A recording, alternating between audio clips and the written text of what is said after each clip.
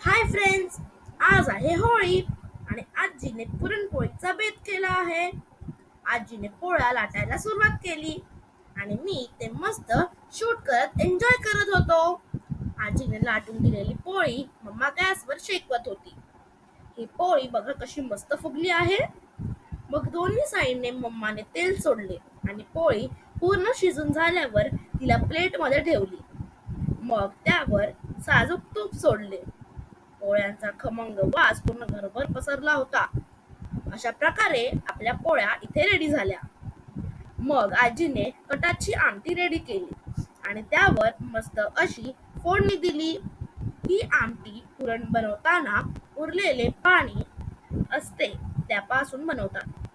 भातावर ही आमटी खूप छान लागते. त्याला सार भात म्हणतात. आमटी रेडी झाली आणि मग मी मस्त अशा माझ्या फेवरेट डिशवर ताव मारला. संध्याकाळी माझ्या सोसायटीमध्ये होळीची तयारी सुरू होती. रात्री होळी लागली आणि आम्ही होळीमध्ये नारळ देऊन पूजा केली आणि इथे मी हा होळीचा प्रसाद खाल्ला. होळीचा दुसरा दिवस म्हणजे रंगपंचमी.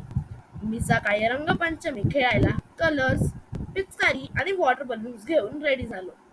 सोसायटीमध्ये नेहमीप्रमाणे थंडाई आणि नाश्त्याचे आयोजन केले होते. ज्यात समोसा, फाफडा, जलेबी होती. पोटभर नाश्ता करून आम्ही फ्रेंड्स बरोबर रंगपंचमी एन्जॉय केली. थँक्यू. हॅपी